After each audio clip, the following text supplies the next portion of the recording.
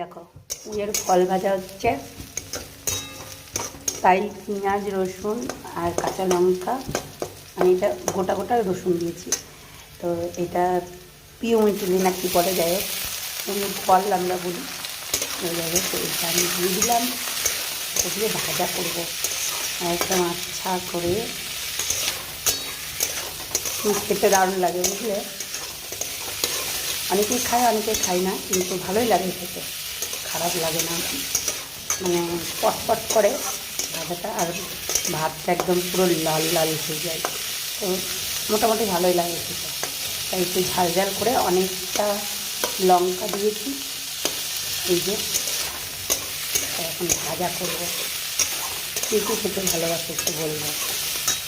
দেখো দিয়ে দিলাম হলুদ আর লবণ, ভালো করে এটাকে ভাজবো।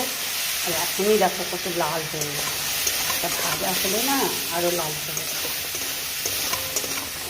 ভালো করে ভাজবো। আর এইদিকে হচ্ছে ঝোল, বেগুন দিয়ে আলু দিয়ে টমেটো দিয়ে, আর এইদিকে মাছ ভাজা করে রেখেছি। আর এইদিকে দেখো লুচি করেছিলাম সকালবেলায়, আর এই দেখো মাছ ভাজা, এটাই চলছে এখন। রান্না সব, ভাতটা পরে করবো, একটু গরম গরম খেতে ভালো লাগে, তাই সামান্য একটু ঢাকা দেবো এটাকে। ও একদম পুরো লাল লাল হয়ে গেছে, এটা অনেকটা ভাজা হবে। এখন ঢাকবো, ঢেকে ভাজা করতে হয়। জিনিসটা যদি না ঢেকে ভাজা করো না, ও পুরো টুড়ে যাবে, তার ভাজাটাও ভালো হবে না। তাই অল্প আছে, ধিমি আছে আর কি, ধীরে ধীরে করে ভাজতে হয়।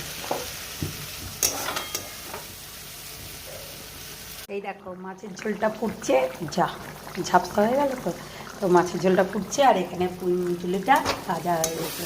আমরা মুচি বলি, পুঁই মুচলি, তাই পুঁই মুচলি একদম রেডি। দেখো মনে হচ্ছে অনেক তেল দিয়েছি আমি, কিন্তু না, পুঁই মুচলি কম তেলেই ভাজা হয়ে যায়। বেগুন দিলে একটু হয়তো বেশি লাগে, কেননা বেগুন ভাজতে যেইটুকু তেল লাগে আর কি, সেইটুকুই। কিন্তু এইটা দিয়ে ভাত খেতে যা লাগে না, চরম লাগে, লাল লাল হয়ে যায় ভাত। তো এরকম মাছের ঝোলটাও হয়ে গেছে রেডি। এবার আমি ভাতটা বসিয়ে দেবো, ভাতের জলের মধ্যে সব রেডি করে নিয়েছি, মাজা ঘাসা করে নিলাম, এগুলো মুছবো, পরিষ্কার করবো, খাতাম।